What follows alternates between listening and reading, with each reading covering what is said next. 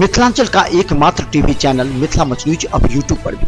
आप यूट्यूब पर Mithila much news subscribe कर न्यूज के लिए रहे अपडेट। इसके अलावा पोर्टल पर www.mithilamachnews.com पर भी दिन भर की खबरें ब्रेकिंग के साथ। नमस्कार, मिथिला मच न्यूज में आपका स्वागत है। मैं हूं मनोज। राजनीति काफी जोरों पर है, लेकिन सवाल यह है, क्या राजनीतिक दल जनता के बारे में भी सोचते हैं? राजनीतिक दल अपने प्रत्याशी के चेहरे लगातार बदल रहे हैं। राजनीतिक दलों को जनता की समस्याओं से मतलब नहीं है। कौन प्रत्याशी यहाँ का विकास करेगा उससे मतलब नहीं है। मतलब है कि किस तरह राजनीतिक दल को अपनी अधिक सीटें मिलनी चाहिए, और ये महागठबंधन में खुलकर दिखने लगा है। जरा सोचिए, दरभंगा के महागठबंधन में किस तरह का आंधी तूफान आ चुका है। कीर्ति झा आजाद और मुकेश सहनी दो ऐसे शख्स हैं जिनके नाम पर महागठबंधन में पटना से लेकर दिल्ली तक चर्चा जोरों पर है, आरोप प्रत्यारोप जोरों पर है। बिहार की राजनीति में कुछ भी हो सकता है, लेकिन सबसे कुछ अधिक होता है वह है कॉम्प्रोमाइज। जो बड़े बड़े ख्वाब देखने वाले छोटे राजनीतिक दल भी बड़ी आकांक्षा मन में पाल लेते हैं, जिससे गठबंधन टूट के कगार पर आ जाता है। हालांकि इस बार महागठबंधन में टूट निश्चित था, लेकिन लालू प्रसाद यादव की बुद्धिमानी से गठबंधन टूटने से बच गया। लेकिन बात सीटों की रही तो उसमें राजद को भी कॉम्प्रोमाइज करना पड़ा, और राजद 21 सीटों में से 19 पर और कांग्रेस 11 सीटों में से 9 पर समझौता तय हुआ।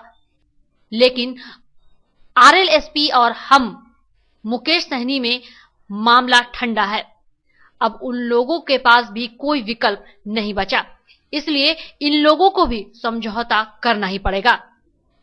वहीं जो दूसरी बड़ी खबर आई वो यह है कि मुकेश सहनी को राष्ट्रीय जनता दल में लेकर आना यह लालू प्रसाद यादव की पहल थी। लालू प्रसाद यादव चाहते थे कि मल्लाह का एक नेता उनके साथ ही रहे, ताकि सहनी समाज का वोट बैंक उनके साथ हो।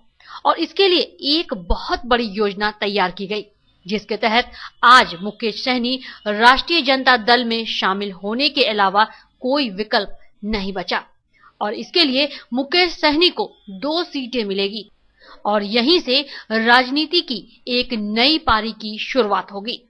लगातार मिथिला मंच न्यूज आपको राजनीति से जुड़ी हर खबर अपडेट कर रही है।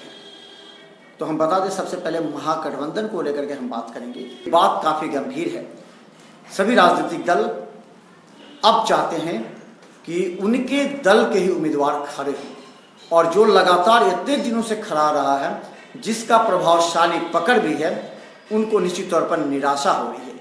जिसमें अब्दुल बारी सिद्दीकी हैं, जिसमें मोहम्मद अली अशरफ फातमी हैं।